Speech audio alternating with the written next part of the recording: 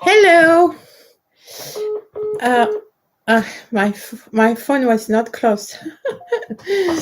Hello, my friends. I am okay. It's better like this, Okay, the lights. Okay, so I hope you're doing well, my friends, and I'm very happy to see you again there. Every live I will do in English will be the first Friday of the month and the last Friday of the month. Before it was a Saturday, now it's a Friday for a long time, I hope. So, it was the only thing I wanted to say before starting. So I will say hello to all the followers. So thank you to Deus helping me for the chat. And hello, Fabio. Hello, Buao. Oh, it's not a problem. Hello, Cece. She's helping me too in the chat. Hello, Abdelmegid. Hello, Alessio. Good evening, everybody. Well, it's evening for me because I'm in France, the same time in Egypt. And but of course, if you are in England, in Australia, New Zealand, in the States, so it's not the night for you. Hello, Katya. Hello, Marie-Paul. It's very nice to see all my students there. Okay, I hope to see much more English-speaking people from now. Because I'm starting again to do lives in English for the English-speaking people, which is very new for me because, 15 years before, I was speaking all the time in English and I was doing everything in English, my articles, my interviews were in English, but I stopped because my French people needed me. And then now I am starting again to do lives, YouTube lives in English. So, I have a website. My website is gigalinsights.com. I think Deus will put the link of the website. And I thank you very much for all the support and all the friendship you have with me.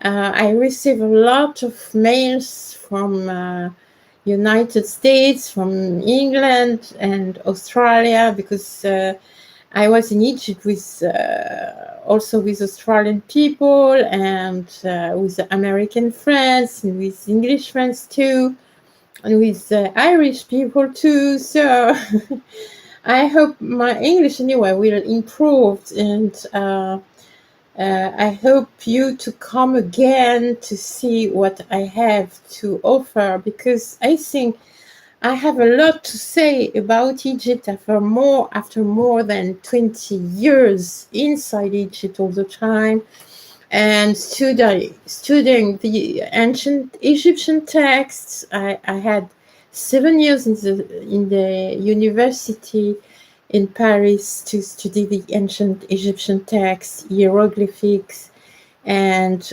also a lot of other ancient languages. So I hope you will enjoy this live. And also I have to say hello to all the South American people who are following me because in English, because they don't understand the French. And now they have the possibility to follow me with my English-speaking YouTube live. So I am happy that they can hear me and hear what I have to say about ancient Egypt. So, my friends, I will see if there are other people. Thank you, Davy. Thank you, Bea. So, I will start, and I hope you will see that this live in a replay also, because I think there is a lot of details that you will like when you will hear all of it. So, in order for you to understand the scope of the problem dealt with here, that's to say the Sphinx in its many states, it seems coherent to start with a little history. So first of all, a text found on a stele discovered by the famous, extraordinary archaeologist, the French archaeologist Auguste Mariette, mentions a sphinx dating back to the High Antiquity. In 1858, Mariette was charged by the Duke of Luynes with verifying the remarks of Pliny the Elder, according to whom the Sphinx was constructed rather than being a monolithic block. He opened a site near the Cheops pyramid, and in a sanctuary of Isis, 1st century before Christ, he found the so-called inventory stele or stele of Cheops, daughter, which recounts that the Sphinx and the Great Pyramid of Cheops existed long before the 4th dynasty and thus well before 2575 before Christ. The long text specified that during Cheops' reign, he ordered the construction of a monument alongside the Sphinx. Logically, the precision implied the Sphinx was already there, yet if it was already there during Cheops' time, it means that contrary to widespread theory, it could not have been built on Khafre orders, his successor. Other documents also exist proving the temple was adjacent to the Sphinx and that it had the exact same erosion marks as the latter and existed before Cheops' reign. In an inscription kept at the Egyptian Museum, the Ancient Museum of Bulaq in Cairo, the royal scribe of Pharaoh Cheops refers to an ancient inscription he had already seen on a previous document. This inscription pretends the sun in person presided over the gigantic construction whose origin, I am quoting the text, the origin was lost since time immemorial. If that proved to be true, then the current chronological dating used in Egyptology would need to be completely revised. So we have a document saying that it's much older than Cheops. Okay, and the stele and the text were found by archaeologists, ancient archaeologists. So it's amazing. That's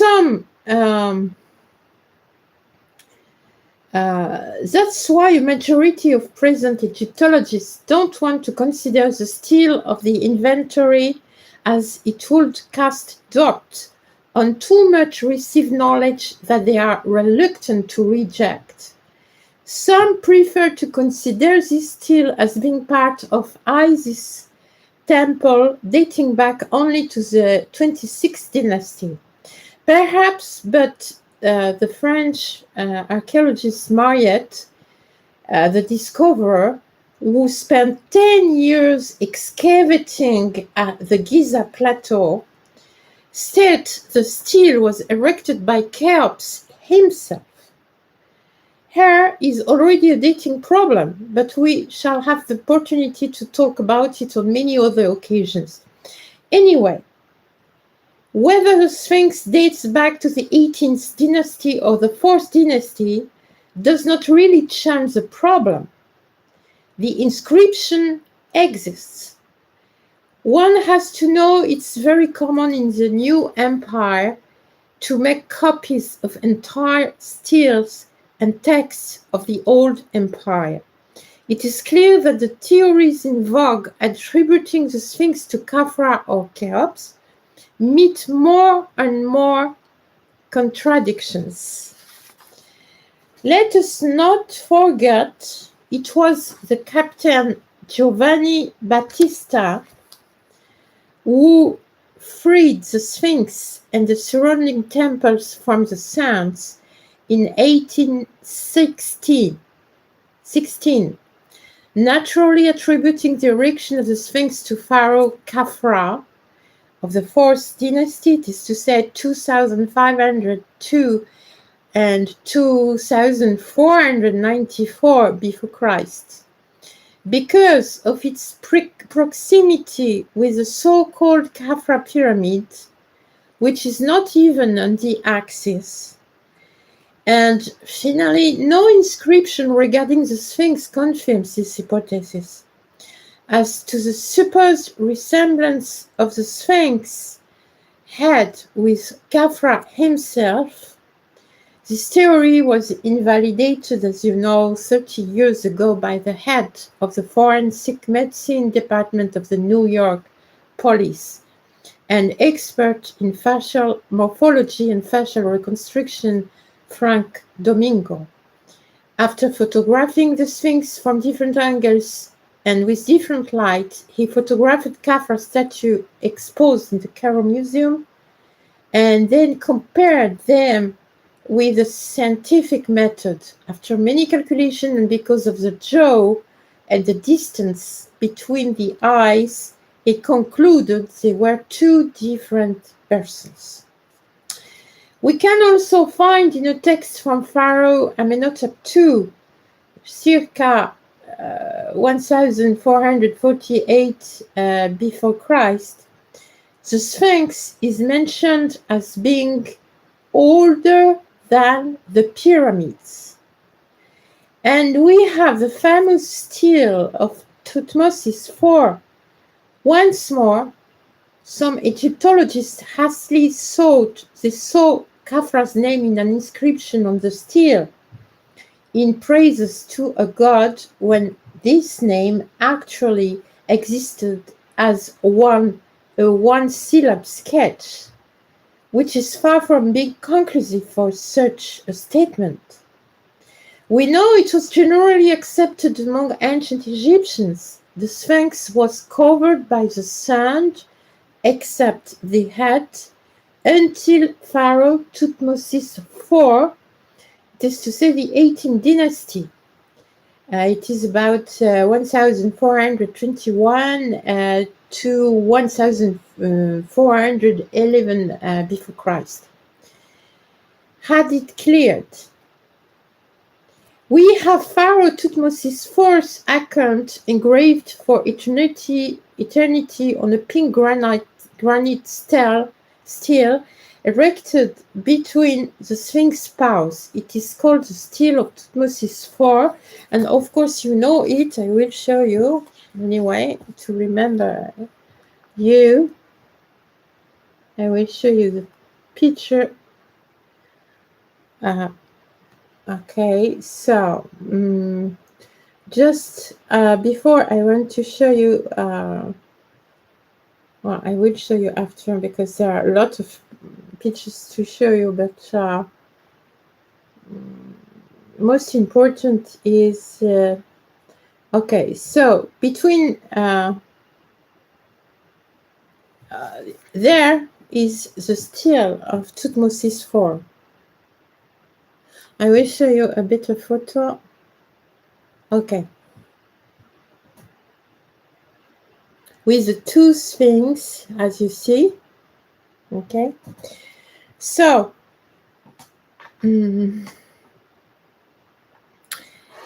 Tutmosis, who was only a prince at the time, not even belonging to the principal pharaonic succession line, came to rest in the shade of the Sphinx head, the only visible part, because all the Sphinx was covered by the sand, but not the head, after a hunting expedition, and fell asleep.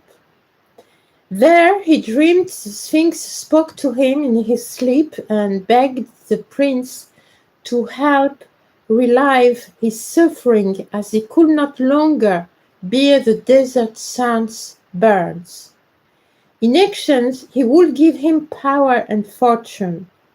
When he woke up, Tutmosis decided he would help, and quickly became pharaoh as well as very rich. What is particularly interesting when it comes to Tutmosis' force still is the representation of the Sphinx. Look closely, there are two of them, their backs facing each other. Furthermore, the two sphinxes are standing on temple-like architectural construction with a door. The usual interpretation that the temples are the representation of the one we find in front of the south of the Sphinx cannot satisfy informed people who know that at the time the rules of perspective in ancient Egypt were very strict. No official artist could ignore them, and according to those rules, the ancient Egyptian would have placed it in the front of the Sphinx. So, first of all, what are these constructions in the Sphinx? And then, where did this second Sphinx go? It is curious, so few people, even among professionals, started to look for answers, at least officially. In the famous stele of the inventory conserved at the Museum of Cairo, it is mentioned that a lightning bolt struck the second Sphinx headdress, leading to its destruction, as well as a sycamore tree, a sacred tree at the time, which was also burned by lightning. According to the archaeologist Michael Poe, who referred to the fragments of a Middle Empire papyrus, the second Sphinx faced the actual Sphinx on the other side of the Nile and would have been destroyed by a particularly violent flood of the Nile, circa 1,000 years after Christ, after which villagers took the stones to rebuild their village. This thesis is completely confirmed by other texts, such as the ones from the great geographer and Arab scholar al-Idrisi, 1099 and 1166, in his two geographical encyclopedias, Kitab al-Mamalik and al-Mamsalik and Kitab al-Jujuri. The scholar mentions the presence of the two Sphinx in Giza monuments described in great detail. One is in a very bad condition in his time. It is eroded by the Nile's waters and many stones are missing. Other authors mention the existence of the two sphinxes. Thus, the famous historian Musabihi writes about, I am quoting, a sphinx smaller than the other. Maybe so because very deteriorated. On the other side of the Nile, in very bad condition and composed of bricks and stones.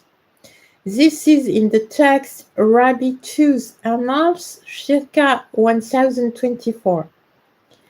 Some researchers will tell you the two sphinxes are similar to the two pillars of Hercules, one indicating the material power merging at the top with the spiritual power, and the other, the present one, the spiritual power toward the material underworld. In the mythology, Horus is associated with Hercules and the Sphinx with Horus. Specialists also claim one of the sphinxes had to be feminine. If you look at the Lekajian photo of the Sphinx, it is true we can ask ourselves if what we see at the Sphinx base is not actually a relic of a female chest. In a report made in 1980, the very serious Mark Lerner noted, I'm quoting, apart from a prominent bump on the chest, we did not note any tool marking, skirting, or digging into the Sphinx body. So, why it's not the public told more about the second Sphinx? Why all this secrecy? Why to hide it? That they are the guardians of a perfectly built and enormous subterranean world. The entrances to a vast labyrinth. Not to forget that the 10th century, the greatest Arab chronicles and historians mentioned the existence of doors leading to many galleries under the Sphinx, and according to a story attributed to Prince Farouk of Egypt, Prince Farouk himself, the son of the King Farouk of Egypt, in 1945, he came to the Sphinx feet with his jeep to, I am quoting, to push an enormous slab used as a door, to commemorate in some way the gesture of his great ancestor, the pharaoh Tutmosis IV.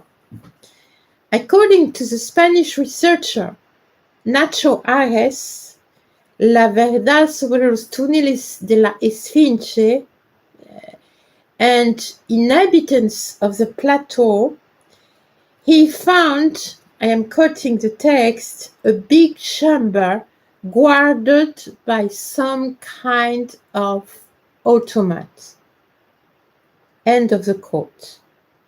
Unfortunately, if it's true, he did not reveal more. However, we will talk about this slab later on. So, let's continue the ride. The Sphinx body is 57 meters long, 20 meters high, and 14 meters wide.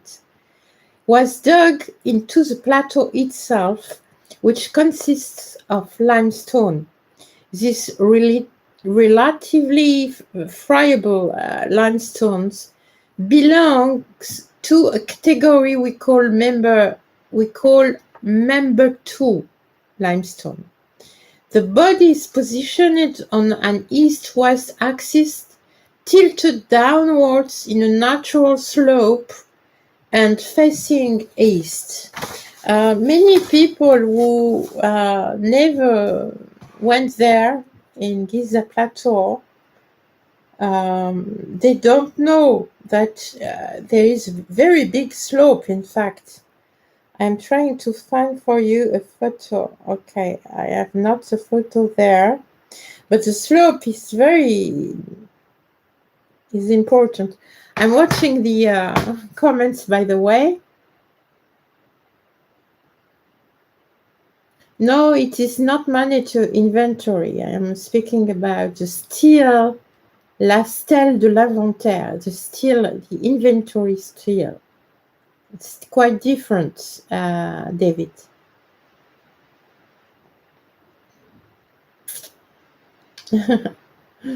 So I continue. Okay, so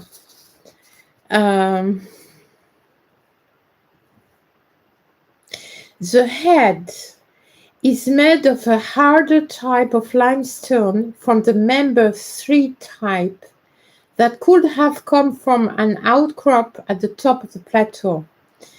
An even harder layer of limestone from the member 1 type emerges alongside the base, rising to a few meters at the back while slanting toward the front. The paws were made of masonry and are doubtlessly more recent than the rest of the body. Originally, the Sphinx must have been covered with white plaster. A few rare traces of red paint remain. There was a restoration conducted under Thutmose IV's rule. Here we can talk about restoration because we were able to observe coating blocks on the Sphinx body dating from that period. The restoration will be called phase 1, even if you can never exclude that other restorations were made previously. We also note a possible restoration under Ramses II's rule, but above all, a most important restoration took place during the 26th dynasty. This restoration will be called phase 2. Again, an important restoration was carried out during the Roman era, and this is called the phase 3. Before tackling the multiple restoration and interventions made of the Sphinx during our time, I wanted to warn you this gigantic and enigmatic statue had already been analyzed many times for millenniums by many generations. You shall quickly understand what is implied here.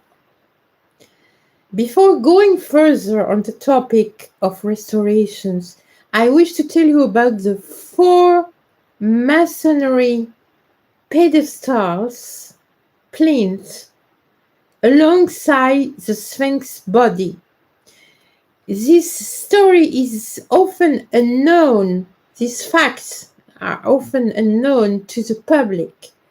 But it's very interesting. While he was clearing the Sphinx from the sand since the 1815, Auguste Mariette discovered 5 pedestals.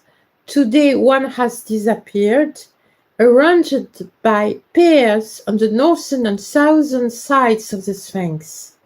I will show you it before continuing because so you can understand better.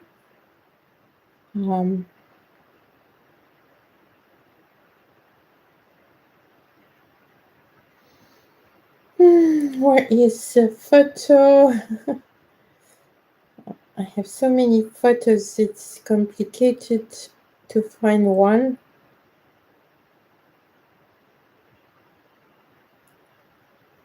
Okay. I will find it. Well, I have one only there and not very, very clear, but because it's small. But I will show you. So, this is a photo of the Sphinx I did. Okay. And now I will show you where are the pedestals. This is the pedestal. This is. Okay. And there was 4. 2 on each side. 1, 2. 2 pedestals on each side. And this is the photo of one of the pedestals. And I show you again the Sphinx.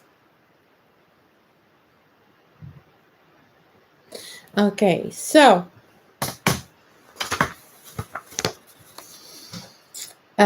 maybe I have a photo on my article, my paper article, better photo. Yes, I have one much better, so you can see better.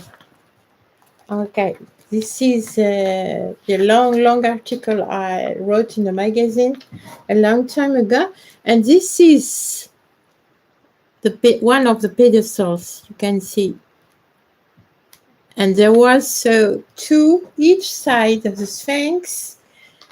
It is to say 4. And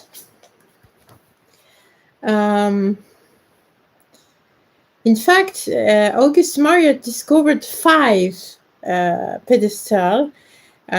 Today we can see only 2 and 2. It is to say 4, arranged by pairs on the northern and southern sides of the Sphinx. In the beginning, he simply thought there were elements supporting the Sphinx body on the slope, but he quickly changed his mind when he found on the ground fragments of a colossal statue of Osiris composed of 28 blocks. So it was a colossal statue of Osiris in one of the pedestals. You can imagine. It's amazing now. So all the picture you get of the Sphinx today is completely different in that time, in the past, because there was 4, 5 big statues around the Sphinx at the origin. These blocks, dating back at least to the 18th dynasty, and possibly existing well before that time, were in fact pedestals supporting great statues. According to the archaeologist Mark Lerner, based on Marriott's work, this fragmented statue would have measured circa 7.5 meters high alone. 7 meters and a half. It's very high, no? Thus, imagine it perched on its already high pedestal, and now imagine several statues. There are several pedestals, and you will agree this completely changes the Sphinx features. Surrounded by colossal statues of gods as high as its shoulders, the Sphinx becomes even more majestic than it already is. Imagine the sight.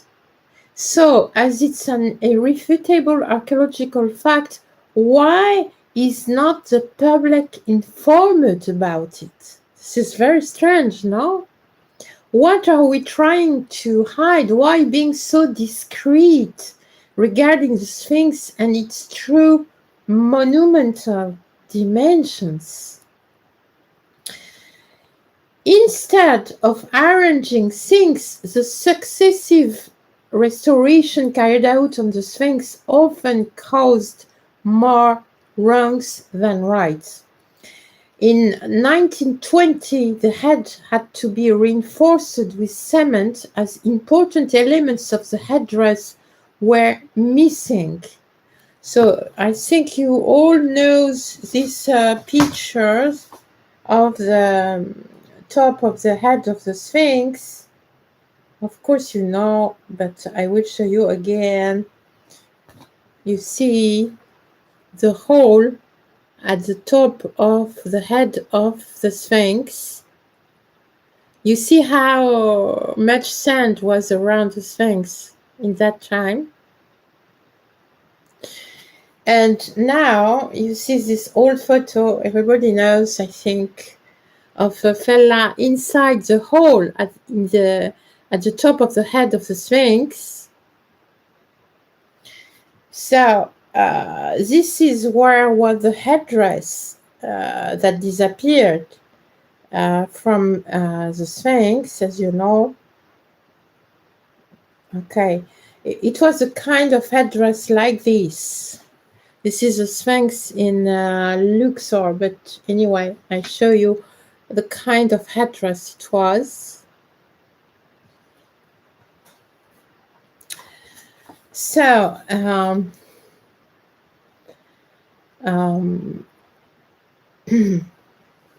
1923, The head of the Antiquities Department, Lacow, started a campaign of excavation near the Sphinx with barres that lasted 11 years.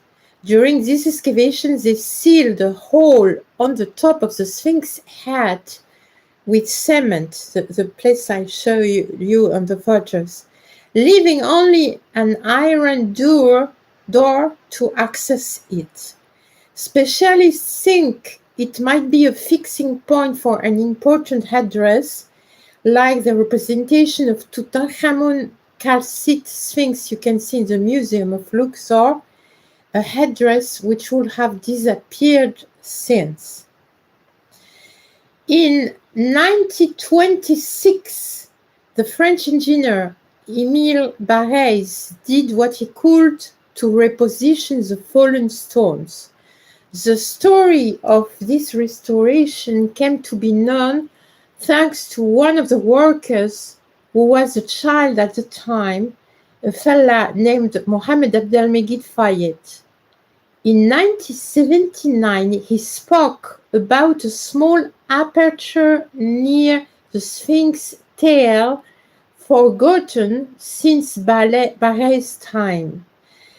He said this aperture led into the Sphinx. This is where we find members of the American Research Center in Egypt, headed by Lerner and Hawass, who were in charge of the Giza Plateau in that time. And they rushed inside the passageway while restoration was still being made. How curious, don't you think, that these people, known all over the world for their involvement in Egyptology and archaeology, had never heard about Barrès, Mariette, or Selim Hassan's work. Selim Hassan is the greatest Egyptian archaeologist who made a lot of excavation in Egypt, as the French Barrès and Mariette. Who all found incredible things on the Giza Plateau and made exceptional discoveries regarding the Sphinx after years of serious and meritorious work. It's strange that people were not knowing the work of all these very well-known archaeologists. It's quite strange. It's like these people are coming from nowhere and suddenly are in position to judge if this is ancient or not, etc. Why are the discoveries made by the most eminent and ingenious researchers like Mariette, like Selim Hassan, like with the latest technology and with utmost seriousness put aside? Anyway, when they penetrated the aperture, I will show you, but of course you already know the aperture, but I will show you the aperture of at the rear of the Sphinx. Because a lot of, so this is a little aperture at the rear of the Sphinx, and this is the rear of the Sphinx. The aperture is the other side, is over there, and okay, so you saw the little aperture there, and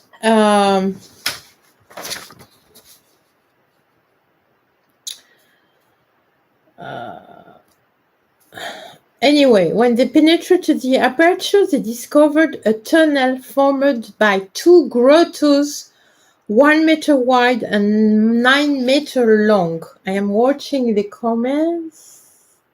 Hello, Diane du Québec. Hello, John. John, I already did this video in French. You just have to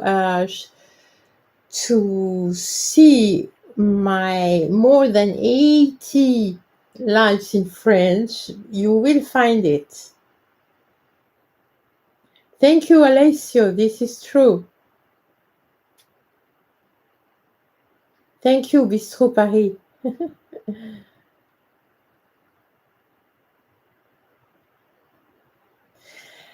John, if there are a lot of French, 20 French in this moment in this live, it's because I just finished live in French just before. If you come every Friday at 8:30 p.m. French time, you will get a live in French. So I just finished the live in French, and now it's a live in English, as I used to do twice a month only.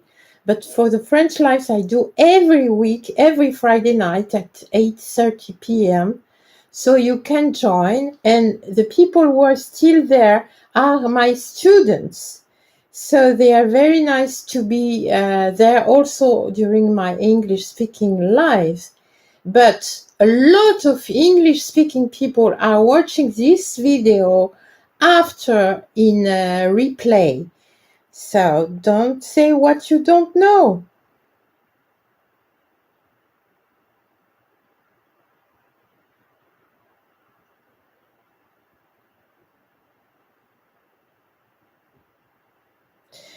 So Diane is asking if they found actually part of the headdress, or this is an hypothesis for the whole.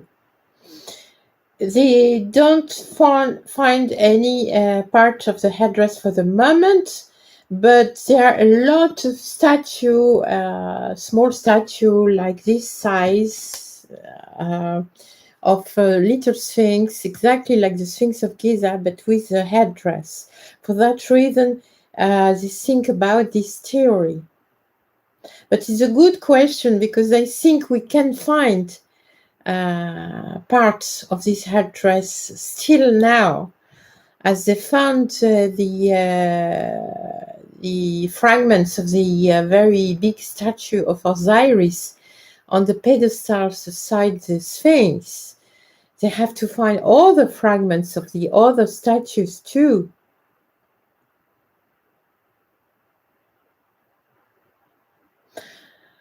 No problem, John. Don't worry. So I continue. You just check my YouTube, and you will see a lot of playlists in French.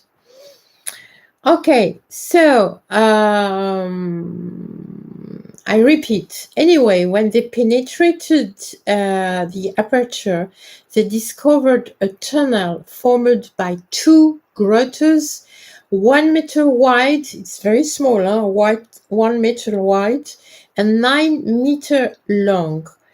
On one side, the tunnel goes up inside the Sphinx headquarters, and on the other side, it descends vertically, penetrating the Giza Plateau's rock. The traces of digging indicate the tunnel was dug from the top towards the bottom. A metallic ladder was installed inside to ease the descent. Inside, there is also a 1.18 meter high but narrow room in the highest part of the tunnel. In a corner, an old pair of shoes was also found, as well as a small metallic lid and some old cement. Things doubtlessly abandoned there during the tunnel's reopening in 1926. Or during a restoration not much older. The fact remains that many pieces of archaeological evidence testify to a reopening during the Pharaonic era. This is a major fact. Some researchers think it was doubtlessly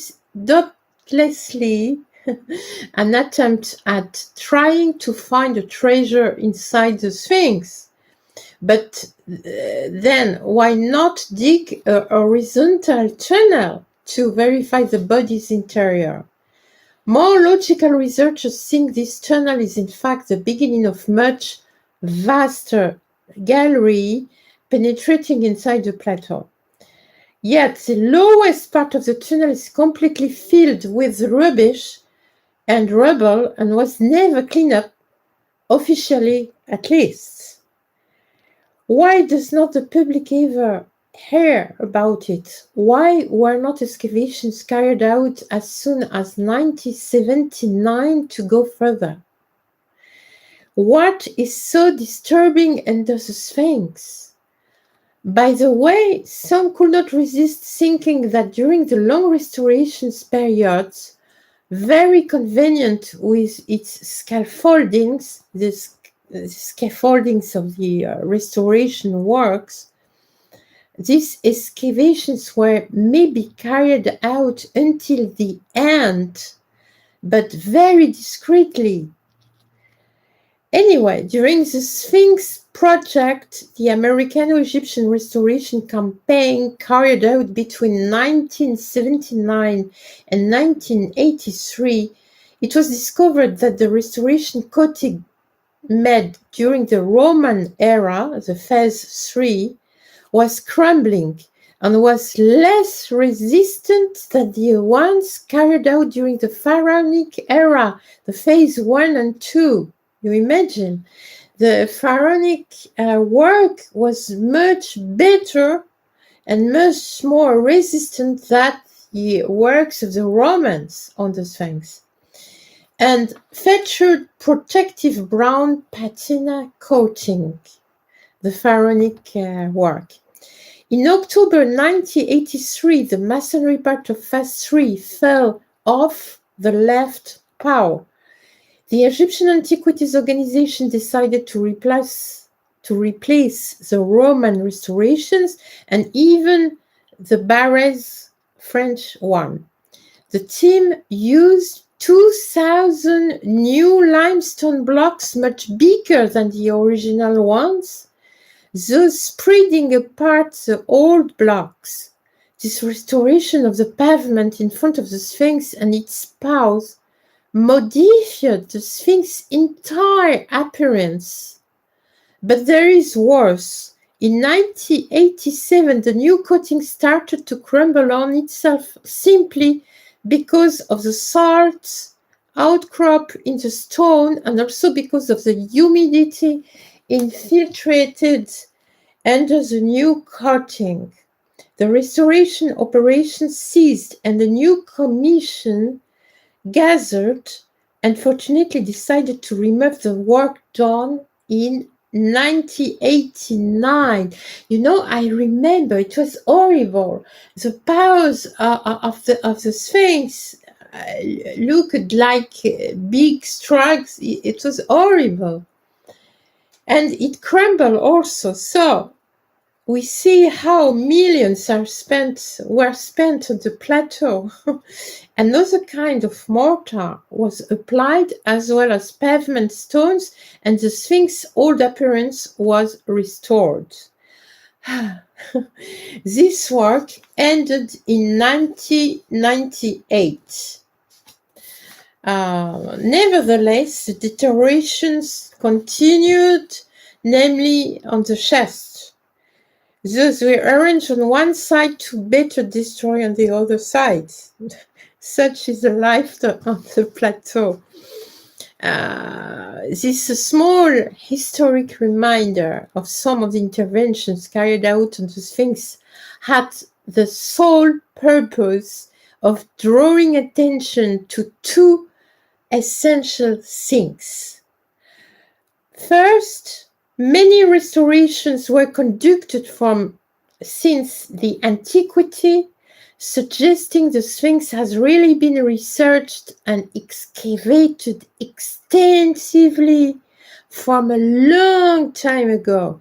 This means we have known for a long time what is inside, under, and around the Sphinx. All of those who try to make you believe otherwise or speak of new discoveries are fooling you. So why not reveal what is really known? Second, some restoration attempts near cavities or hidden entrances can reveal a total lack of respect for this monument. Certain thick masonry coatings can seem suspicious. Certain extremely invasive methods applied to the Sphinx detriment without much care for analysis and scientific measurements related to environmental deterioration are also very interesting for the informed mind. And that, yes, without any doubt, the Sphinx is much more older than we think. You know, I have a lot of text to explain to you, to all my research about the Sphinx. This is only the little start. It's only to show you that there were so many restorations of the Sphinx, and you never heard about the pedestals and the huge statue of Osiris besides the Sphinx and the 3 other statues. We don't know what it was, and that during the restoration's time, and mainly during the very modern restoration of the past years, there was a lot of work done, and we don't know what was done exactly and what it was hidden. You know, we are sure of one thing. Some people knows everything about the Sphinx, everything about passageways and around, etc. So why to hide this? I think I have some answers to that, but it will be an other lives I will do in English. I already did all this live in French, but I'm doing it in English now, and you will get a lot of answers after watching all the lives I will do about the Sphinx in English. But maybe not the next time I will do a live in English, so it will be the last Friday of this month now at the same time, and I hope you will see this in a replay too. And please, thank you to put like and comments to encourage me to continue to do English lives, because I have more than 80 French lives who had a lot of success to translate in English and to give you. And I hope my English will improve and you can understand my accent. So thank you to be there. I go to see if there is some comments. Thank you, Bistro. Thank you, John. Thank you, Claire. Thank you, Diane.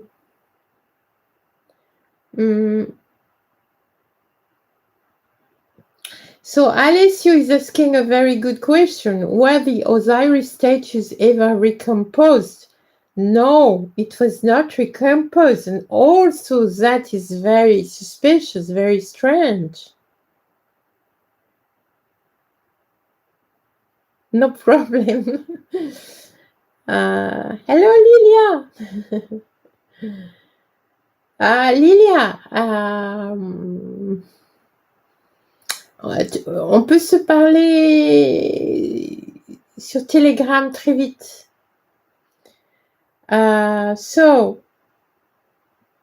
Diane is asking, do you think the restorations are reliable?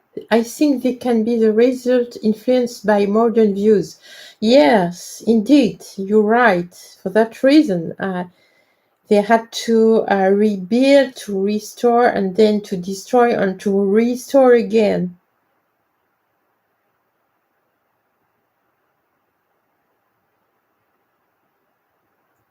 Thank you, David.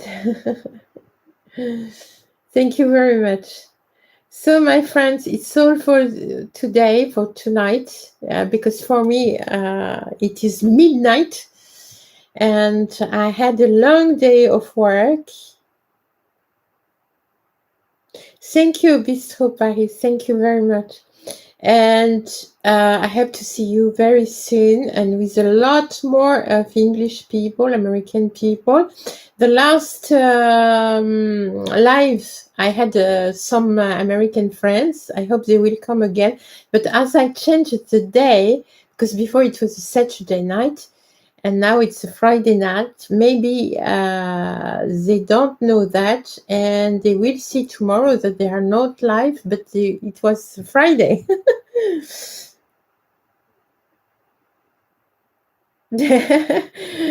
Merci, Lilia. So, bye, David. Thank you, Jan. Thank you, Alessio. Thank you. See you very soon in English at the last Friday of this month at the same time. Thank you very much.